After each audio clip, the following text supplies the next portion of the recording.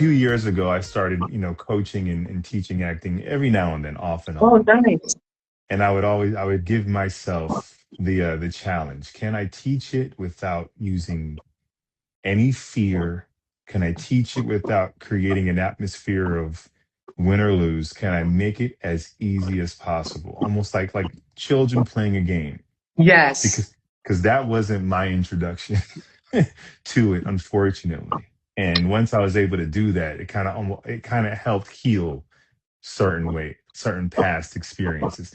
And I'm not dogging prayer. Like I said, we had some wonderful teachers there, but Right. in But any you, conservative, I see you approaching the craft with play as well, and and oh yeah, and and a very vivid imagination, yeah, right? absolutely. Because not, I don't know if you do it on purpose, but like when you, like when you're on screen and your eyes go somewhere else that's not towards the character, you see something and you bring it back to the conversation. Mm, oh, I'm just saying. subconscious. Yeah, I worked with. So like a part of my training at Purchase was wonderful, and you kind of learn the nuts and bolts of acting, and you kind of learn different ways to act. Then Hmm. outside of school, you're working and you start figuring out like, how do I want to work? You start working with directors like yourself, and then you start kind of like fine tuning it. And then when I came out to LA, I worked with this woman, Diana Castle, who has a studio out here called The Imagine Life, and Okay. her whole thing was imagination, like everything. She would challenge us: don't use personal experience, don't use your life, broaden and strengthen your imagination. So And is it it was the rough. magic what if kind of thing? It's the magic what if, but then it's also like that times 100. It's like Wow. it's hard for me to explain without like giving a lesson, but it's pretty much getting back to what we did as children. That wasn't a towel. That was a Superman cape. That wasn't a broom. That wasn't like a broomstick. That was a magic wand. Like, how simple was it for us as children? How do we like get rid of the gunk and go back there? Yeah. So yeah, and of course, if I have to use a substitution, I will. But I prefer imagination as my I way love in. that. Another thing that I love as a, you know, I don't know how spiritual you are, but I pray before everything, Hmm. right? And when I feel like when you do the kind of work that you do and that I do, that you have to spiritually and emotionally kind of have a clean heart. You know, Yeah, does yeah. that what's your take on that? I honestly don't, and this is probably very naive of me. I don't understand how actors or creatives in general are jerks, because we are willingly step into other people's shoes and do the work to really understand on like a micro DNA level of how does this person tick. The empathy is so big, the embrace is so large. How does that person who is courageous to experience all kinds of humanity, how is he a jerk to his fellow man? I don't Yeah, understand. It boggles my mind sometimes. yeah, Because if anything, that's a like good. Go ahead. we because when you become the way I look at acting is every character is me. It's just me under different circumstances. So Amen. if I grew up in this place at this time with these parents, then yeah, I can be that guy. And that guy might be someone I wholeheartedly disagree with from every point of view. Mm-hmm. But I could be him if I Yeah, grew up under those given circumstances. So in yeah, my own personal life, I'm like, you could be him, yeah. You can't judge it. You can't judge your character. which for me, starts to bleed into my personal life, because I see someone do something I don't agree with. And then I start peeling the onion back. Well, where is he from? Where did he learn? What is his conditioning? Well, who was his father? Was his father there? Was his mother there? And then you start going like, oh, if I peel it all the way back to the nucleus of his heart, it probably matches mine. It's just all the gunk that got put on top over the years, That, you yes, know? the gunk. And so, what do you do? I mean, if you don't want to divulge it, what do you do as a spiritual practice to, like I said, to keep a clean heart? Because you have to fall in love over and over. Like Carter's been falling in love for what? 20 years. Like fresh love, Facts, you facts, know? facts. I will say, yeah, man. I learned a lot from Carter in regards to the ability to genuinely fall in love with your scene partner. I did a Christmas film last fall, and a friend of mine brought me on because he knew that I could fall in love with the person I needed. He knew that I can do that. And I think, I'm Christian. I believe in God. I believe in Jesus. So I believe in loving your neighbor no Amen. matter what, Praise the no Lord. matter what. No, and you that's a know, harder pill to swallow than others sometimes. Yeah. and that don't mean I gotta like you. That don't mean I gotta agree with you, but I do love you. So I just have that approach, or I try to exercise that approach in life. I'm not perfect, so I kind of I lean into that at work. I'm I'm interested in everyone. I talk to everyone. I'm the guy that gets there and I finish shooting at 1 o'clock. I'm like, I probably don't leave until like 3 because I'm just talk to everybody, makeup artists, the crew, the other actors. Like I'm so interested in people, and even if it's something that I don't know anything about, hearing them talk about it, I'm interested. So when you're Mm. that interested in people and interested in people's story, the leap to now telling story isn't like that huge. Falling in love with someone's story when you already in life love people's story, it doesn't. And and you draw from it too. Oh, Phil, it feeds me. It Yeah. feeds me. Like someone can talk about leaves, and I have no interest in leaves, but the way you talk about these leaves, tell Yeah. me everything about these leaves. Yeah. you know Yeah. The veins in it and all of that. Yeah. yeah, so it's like if an actor's like, well, how do you work on listening as an actor? And I'm like, well, listen in life. Do you even listen in life? Are you interested in life? Yeah. And other. Um, Well, because just because the big just that. because the big thing about the hardest part about acting, especially on camera, in my opinion, is taking your eyes off yourself. And how do you take your eyes off yourself? You invest so much time in your scene partner, in the character you're acting opposite of. Because if you're so obsessed with this woman you're going to propose to, then you don't have much time to worry about yourself. So the more Right. focused on her. But if you do that Yes. in regular life, it's not as much of a leap when you have to work.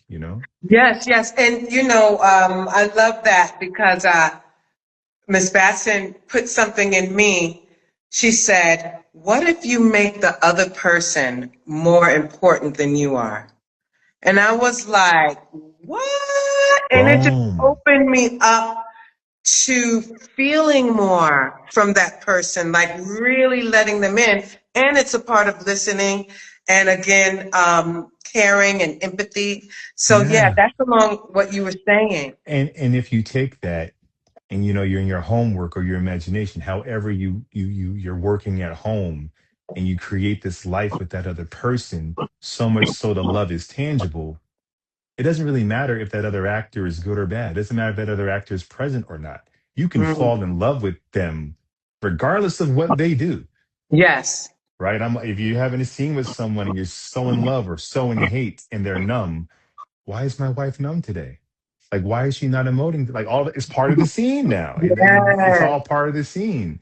If you're with That's someone, good. they're messing up on their lines. The actor's not messing up on their lines. Your wife is having a hard time communicating her feelings. So play it. it's, Play it's it. all it's It's, all useful. it's a moment. Always. Yeah.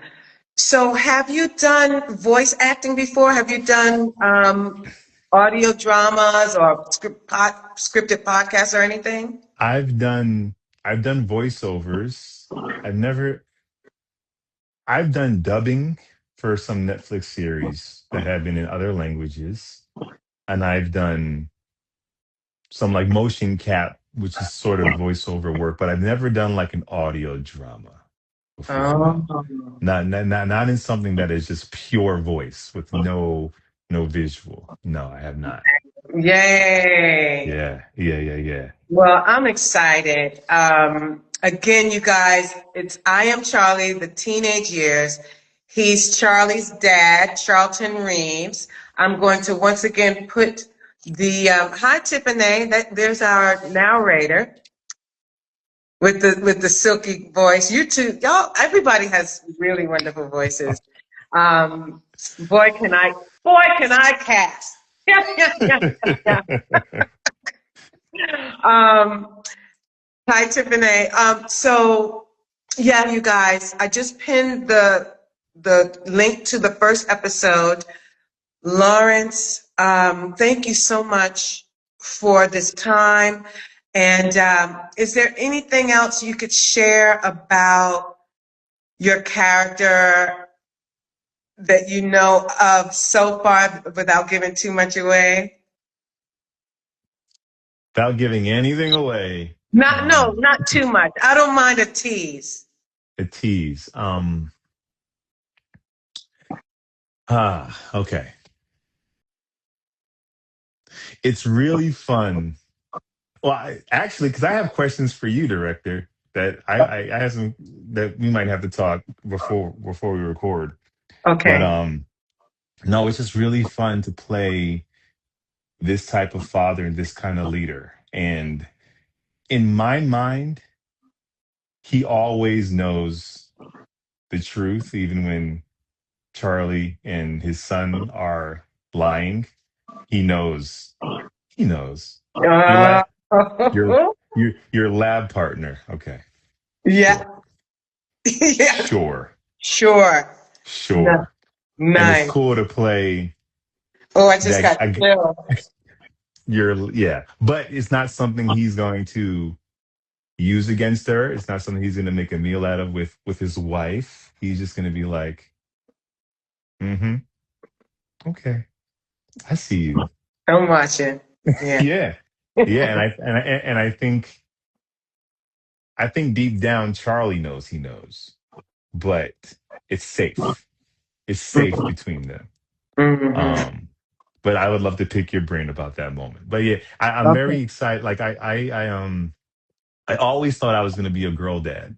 I just knew it. I just knew I was going to have a daughter, and I love my son. I wouldn't change anything. But in the back of my head, I just knew. So like I get to be like a girl dad. I get to have a daughter and see and experience that through this story.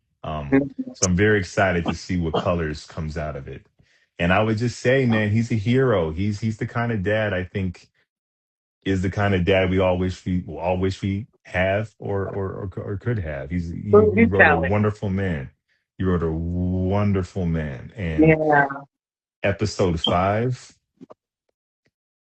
like I said, empathy, how he takes care of someone who is kind of like the worst of the worst, right? How he approaches that situation and Mm-hmm. what he's willing to put on the line Mm-hmm. to engage with this man. And save the lives of those around the event.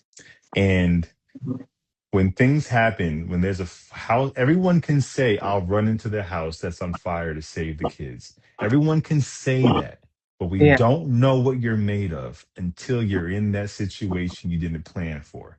that's And right. in that situation, without saying anything, as a cop, he makes a decision without even thinking. Like it's just natural. This is what has to happen. And it's against protocol. Mhm. Yeah. So I'm like, wow, like it's a hero. It's a hero. It's a hero. Yeah. Selfless. Selfless. But I don't even think he thinks it. Like he's just doing. It's just No, that natural to yeah, him. this is a case of the actor knows, but the character doesn't. Yeah, yeah. He's Yeah, just following his instincts. You yeah, know. yeah. Well, we can definitely have that conversation too if you want to unpack him a little bit more before we tape this Sunday. But yeah, I don't mind at all. And we could do it in real time if you want, you Yeah, know. yeah. Um, I but think but Sunday is light on my end enough for me to get an idea of everything on Sunday. Because episode 2 and 3, we're introducing the family, so yes, we're kind of gearing up for episode 5 and beyond, where we see a lot of what happens to him. it's a But lot. yeah, Great. it's good. It's Thank good, you. y'all. Thank Y'all, you. y'all, Come y'all. on, It's y'all. good. Get It's on this good. ride of It's I Am good. Charlie the Teenage Years. You can find us on iTunes, iHeart, Spotify, and a few other Podcast Geek, a few other platforms. So I Am Charlie the Teenage Years. We are live now, and thank Hmm. you. Thank Lawrence you. St. Victor, one of our stars. He said yes, y'all. Oh, come on. Thank you so much. God Thank bless you. you.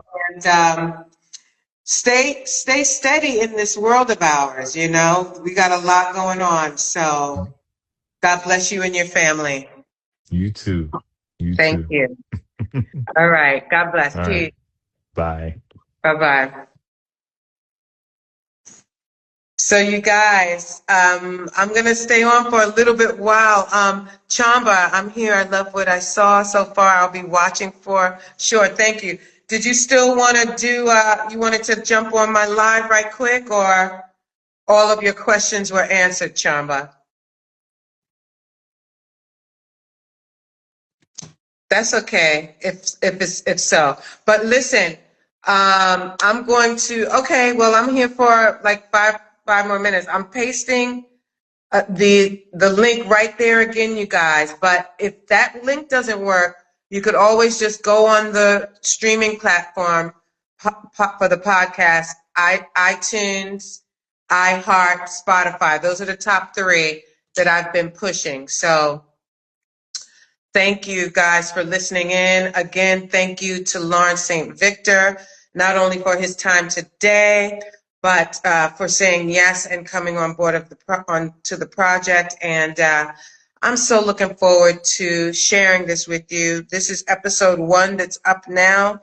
Episode 2, we have 10 episodes in season 1 already written. So it's just a matter of getting them in the can and bringing them to you. So, yes, I saw Angelique Zambrana. Where? When?